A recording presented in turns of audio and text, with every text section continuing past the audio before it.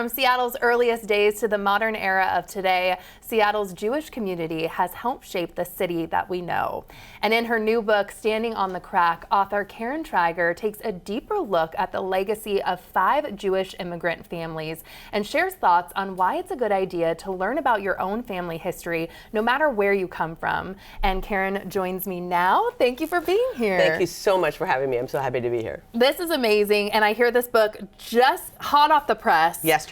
Yeah. Congratulations. Very exciting, yeah. What does this title convey?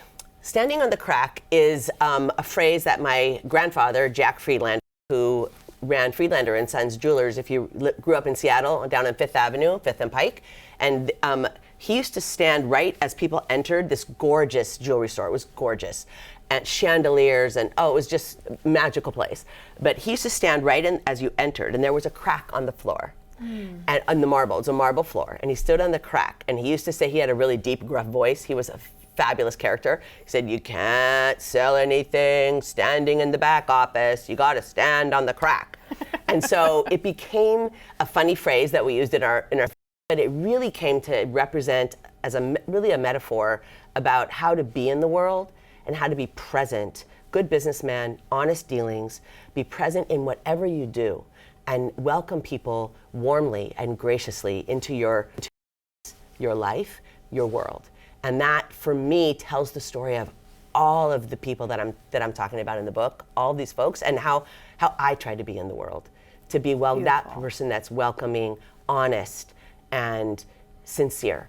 Absolutely. And you say this book was born from both grief and legacy, if you wouldn't mind explaining. I am happy to. The grief began, well, my father died, Erwin Treiger, who was a well-known attorney here in Seattle and civic and Jewish leader. He died in 2013. And that was my first parent to pass. And it was really hard. We were really close. And I want to say we still are close, because I've come to understand better that even if someone is gone, like I felt my dad was with me in the writing, because he really wanted to write the family story, but he died. So I'm like, okay, Dad, we're going to do this together. And it was his old files that I started with. Wow. He had saved all these things.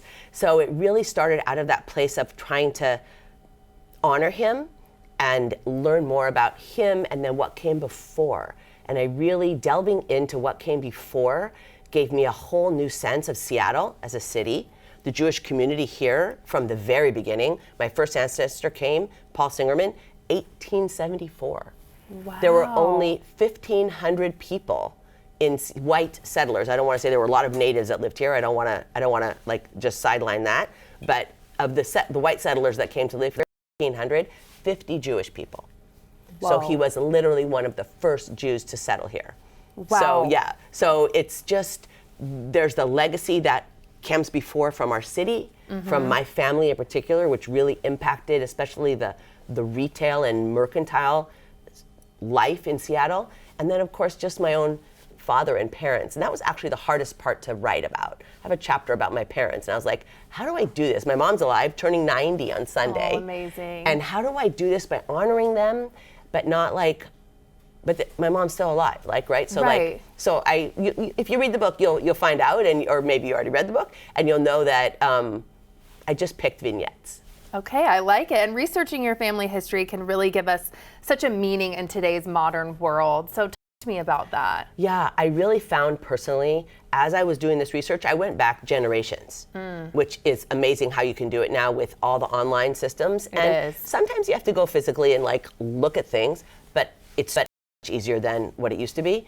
And I really found that in the kind of crazy fast-paced world that we live in, that learning more about, I always saw myself as a speck in time, but now I really see my speck as a place of who came before me. And also I have children and now grandchildren, thank God, and I really see a grounding in myself about where I came from, what are the values I received from that, what are my own values, how do I interpret that, and what do I want to pass on as a value legacy.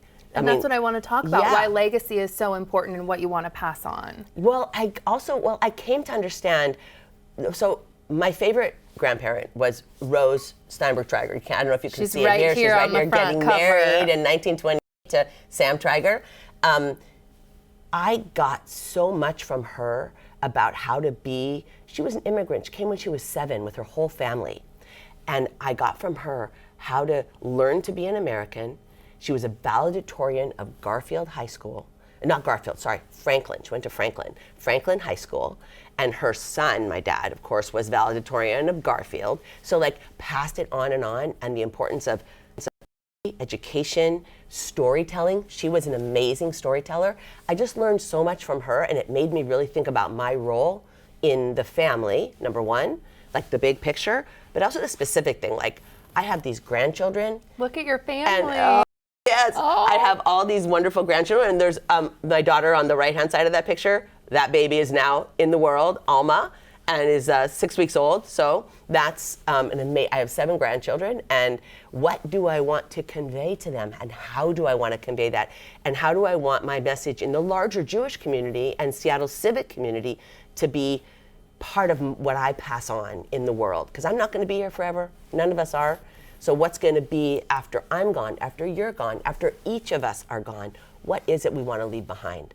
Gosh, chills. I know, A big question to think about. Thank you so much for being here. Lovely talking with you.